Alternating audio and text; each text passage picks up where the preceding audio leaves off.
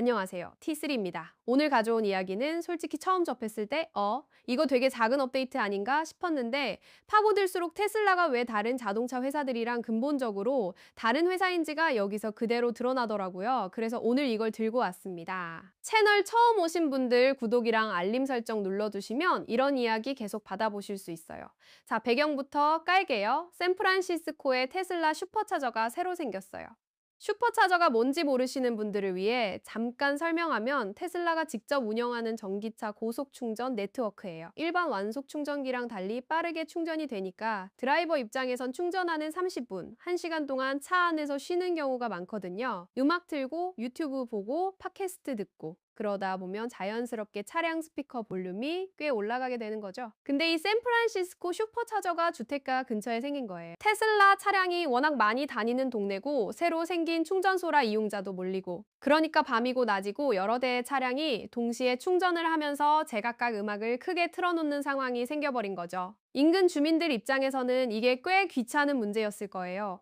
내 집 근처에 갑자기 음악 소리가 끊이질 않는 공간이 생긴 거니까요. 당연히 민원이 들어왔고 소음과 혼잡에 대한 불만이 쌓이기 시작했습니다. 이제 여기서 다른 회사 같으면 어떻게 했을지 한번 생각해 보세요. 아마 충전소 관리 업체에 연락하고 주민들이랑 회의하고 안내판 만들어서 붙이고 아니면 그냥 죄송합니다 공문 하나 보내고 끝낼 수도 있었겠죠. 그게 일반적인 프로세스잖아요. 시간도 오래 걸리고 실효성도 불투명하고. 근데 테슬라는 뭘 했냐? 소프트웨어 업데이트를 밀어 넣었습니다. 그것도 아무 공식 업데이트 노트도 없이요. 이 변화는 소위 미기재 변경 사항으로 롤아웃됐어요. 테슬라 커뮤니티에서는 이걸 언드커브메이트 체인지즈라고 부르는데 공식 릴리즈 노트에는 언급되지 않고 실제 차량에서 먼저 발견되는 형태의 업데이트를 말해요. 사소한 UI 조정이나 특정 지역에만 적용되는 기능 테스트 같은 경우에 주로 쓰이는 방식이에요. 이 기능의 이름은 Quiet Charging Zone, 번역하면 조용한 충전 구역이에요. 작동 방식은 이렇습니다. 해당 슈퍼차저에 테슬라가 플러그를 꽂는 순간 차량이 GPS를 통해 위치를 인식해요. 그리고 미디어 볼륨이 일정 수준을 넘어가면 중앙 터치스크린에 알림이 뜨는 거예요. 내용은 이거예요. 볼륨을 좀 낮춰주실 수 있나요? 이웃 주민들을 배려해주세요. 그리고 그 옆에 낮추기 버튼 하나 누르면 끝이에요. 한 번의 탭으로 볼륨이 적절한 수준으로 자동 조정됩니다. 거기에 더해서 실제 충전소 현장에도 콰이어트 천징존 안내판이 물리적으로 설치됐어요. 그러니까 화면에서 디지털로 안내하고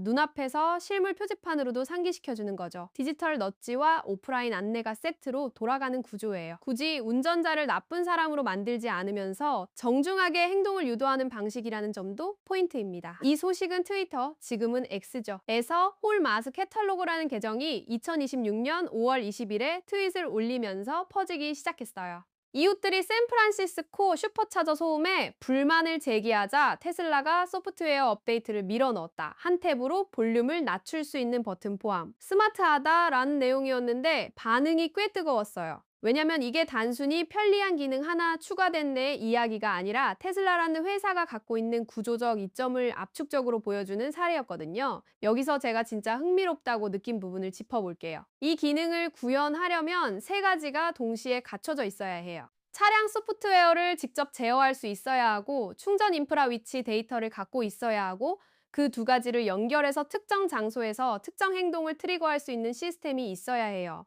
테슬라는 이 세 가지를 전부 자기가 갖고 있는 거예요. 차량 OS도 자기 거, 슈퍼차저 네트워크도 자기 거, GPS 위치 연동 시스템도 자기 거. 그러니까 민원이 들어오면 엔지니어들이 GPS 기반으로 특정 좌표를 지정하고 거기서 볼륨이 기준치 이상이면 알림을 띄우는 로직을 짜서 전체 차량에 무선으로 배포하면 끝인 거예요. 리콜도 없고 딜러십 방문도 없고 별도 앱 설치도 없어요. 말 그대로 며칠 안에 전체 차량에 적용 가능한 구조입니다. 비교를 위해 다른 완성차 제조사를 생각해보면 설령 소프트웨어 업데이트를 원격으로 배포하는 기능이 있다 해도 충전 인프라는 제3자가 운영하는 경우가 대부분이에요.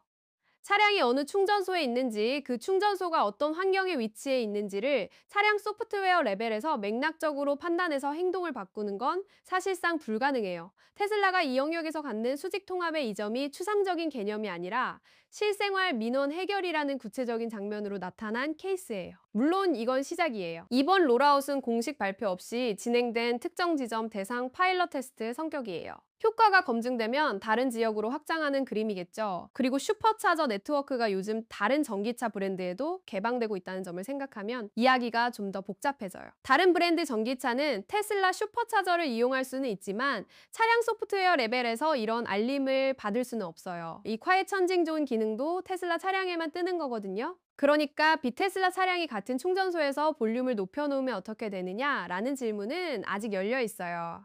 물리 안내판이 그 역할을 일부 커버하겠지만 디지털 너지의 효과를 온전히 받는 건 테슬라 오너들 뿐인 셈이에요. 전기차가 기본적으로 내연기관차보다 훨씬 조용한 건 맞아요. 엔진 소음 자체가 없으니까요. 근데 그게 곧 전기차가 도시 환경에서 완전히 소음 문제를 일으키지 않는다는 뜻은 아니에요. 차량 인포테인먼트 시스템이 발전할수록 화면도 커지고 스피커 품질도 좋아지면서 차 안에서 콘텐츠를 즐기는 시간도 길어지거든요. 특히 충전 대기 시간 동안 차에 그냥 앉아서 뭔가를 보는 패턴은 전기차 오너들 사이에서 꽤 흔해요. 그 시간 동안 창문이 열려 있거나 차 문이 열려 있으면 소리가 밖으로 새어나가는 건 자연스러운 일이고요. 그래서 이 문제는 전기차 충전 인프라가 확산될수록 더 자주 등장할 수 있어요. 샌프란시스코 하나의 이야기로 끝날 성질이 아닌 거죠. 테슬라가 이 문제에 대응한 방식이 흥미로운 또 다른 이유는 이게 규제나 강제가 아니라 부드러운 안내의 형태라는 점이에요. 볼륨을 강제로 낮추는 게 아니라 알림을 보내고 선택을 드라이버에게 맡기는 구조예요. 심리학적으로 사람들은 강제보다 자발적 선택을 통해 행동을 바꿀 때 저항이 훨씬 적거든요. 이 작은 디자인 선택이 실제 효과에도 영향을 줄 거예요.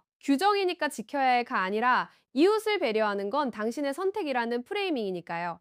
결국 이 이야기는 아주 작은 기능 업데이트처럼 보이지만 그 안에 테슬라가 어떻게 설계된 회사인지, 수직 통합이 실생활에서 어떻게 작동하는지, 그리고 전기차와 충전 인프라가 도시 공간에 녹아드는 과정에서 어떤 새로운 문제들이 생겨났는지를 한꺼번에 담고 있어요. T3에서 이걸 짚어보고 싶었던 이유예요. 오늘 영상 여기까지입니다.